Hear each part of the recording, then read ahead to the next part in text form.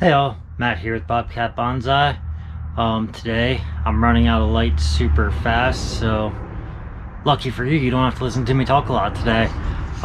So what we're gonna do is I have some of the seeds pulled out already. We're gonna do some trident maples, we're gonna do some ponderosa pines, some red maple, some dwarf red maple, and some crabapple seeds.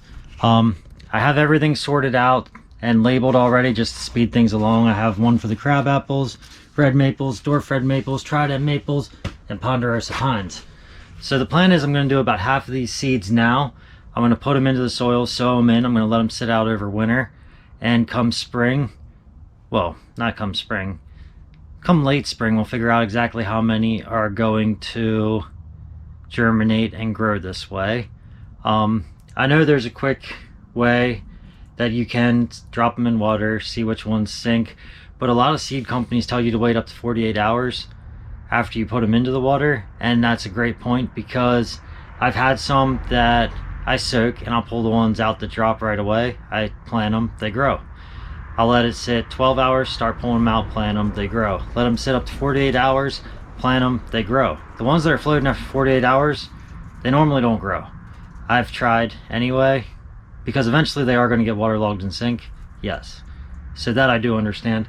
But after 48 hours, they normally don't grow. But up until 48 hours, I've still had really good luck with those seeds growing.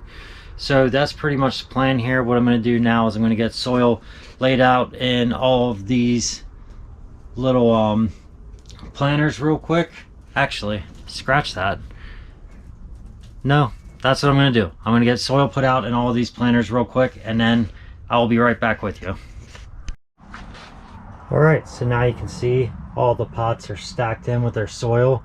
I did a mix of my little homemade potting soil and mixed a little cocoa coir bark chips with it, and figured it's pretty good. So I'll pack it down nice and tight before I end up laying the seeds in, so everything's packed down nice and tight on here. And the next step is I've got this little bowl of hydrogen peroxide that I just poured. Something got inside there. So basically all I'm going to do here is I'm going to take the seeds and drop them into the hydrogen peroxide, let them sit for a minute, and then plant them up. So there's the peroxide right there.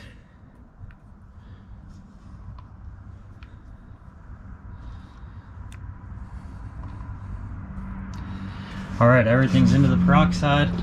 So these are the crabapple trees, so I'm going to bring you up a little bit higher here. Alright, so now that I've got them, I'm just going to come back now that they were soaking with the tweezers here, and just drop them on the soil here. I guess I have to catch them first. This seemed like a great idea, but it's a little bit trickier than what I thought it would be.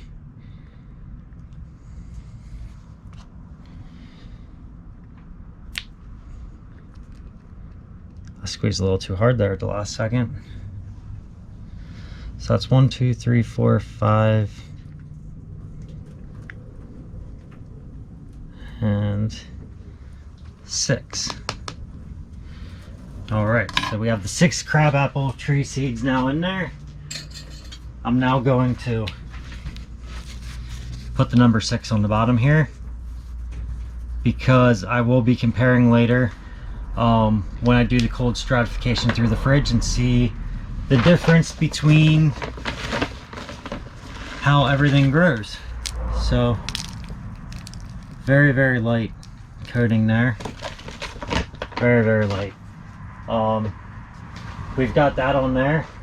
So for me, I can't do the cold stratification in the fridge for most of these because these are only 45 to 60 days. So we're talking late January, mid-February is going to be about the time frame for when I can get to these ones. Let me get a little water in here real quick. and you'll see the seeds are going to come back up. and I'm just going to try to moosh them down just a little bit as I go at it. All right, so I'm going to speed this up and go through the other ones.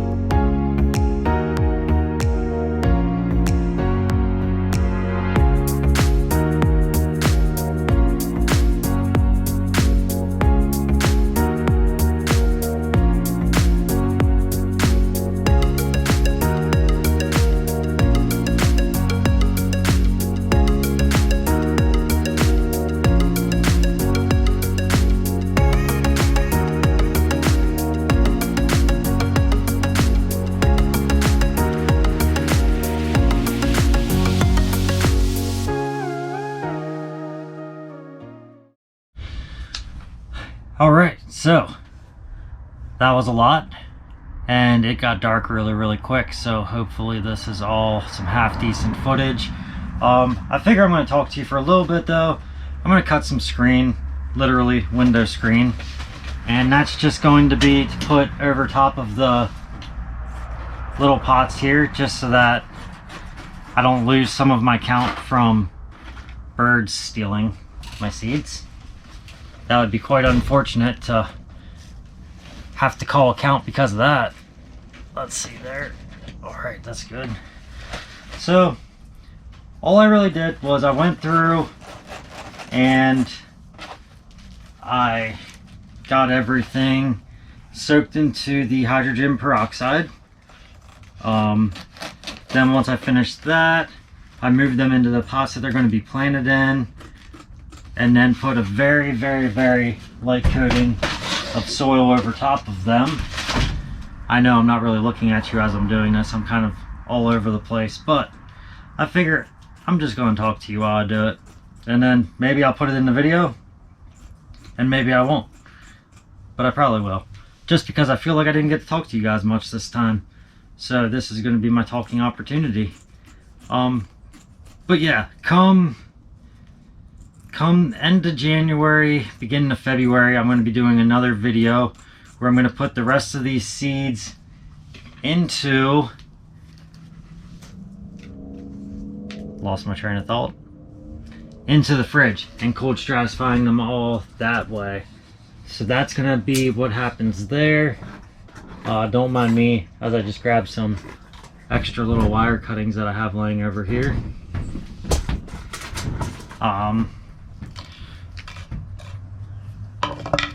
So I hope you guys enjoyed this video. Let me know your cold stratifying techniques that you like to use. I mean, there's not really a right and a wrong way to do it. The only wrong way to do it is to not try. And I believe everybody should always give everything a try at least one time. And then if you don't like it, then you don't have to try it again. But at least you tried once. But if you don't want to try it one time, that's okay too. This is definitely, if you want to use these as bonsai trees, this is the slowest of the slow for propagation methods. And that's okay with me. Some of these I will use for bonsai trees. Some of these I'm going to go an even longer route and use them to plant around my property. The reason that's an even longer route is, yes, bonsai trees take a long time to develop, but growing a maple tree to full size as a shade tree, that actually takes a lot longer than people think it does. So there's that. I don't know, I just kind of just drifted off again, like always. I got Shy Guy over here at the door. It's a little bit windy, so it might get loud, but I'm gonna open it up and they'll probably come running in here in a minute after they get through that initial startle of the door opening. Yeah, they're just sitting back a little bit. They'll be in here in a minute. Those two are super cute. Very friendly little coop kittens. But yes, I'm hoping that with the screen, I know I'm not making it super tight, but I'm hoping that with it, I can at least try and keep critters from getting in here and messing with it. I don't think it's going to make a difference if I tighten it. I feel like if they want to get in, they'll find a way in. They always do. A lot of times I'll head into the barn and stuff's chewed up and destroyed all the time because they find a way in and they find a way to what they want, and that's just how they are. And there's not much you can do about it besides deal with it, because that's what they're going to make you do. They're going to make you deal with it. Got to punch a few holes here.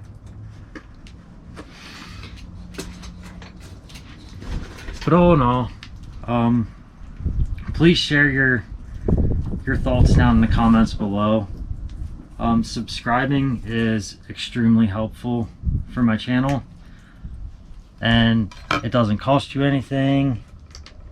All it costs you is clicking the button one time, and if you find that I am posting too much stuff and that you want to unsubscribe, I can understand that if you don't like the material I'm posting and you don't want to listen to it. But if you don't mind it and you want to watch it, I'd definitely appreciate if you subscribe to me, because it really does help my channel out a lot. And there's a lot that goes into this. Anybody that you ask that does the YouTube videos will tell you a lot of us are still working our normal day jobs and everything, on top of trying to keep up with posting new videos for people. And all we can do is try. That's what we can do. So my goal is to always post videos that people like, but unfortunately that is not a guarantee. So if I post something you don't like or you disagree with, feel free to tell me that you disagree with me, and that's okay, because I believe that growing trees is done the way that you want to, and everybody can grow their little trees however they want. I know I'm super like rambling on here, and you're probably like, okay, I'm just fast forwarding through this anyway, and that's okay. But I just wanted to share my thoughts with you.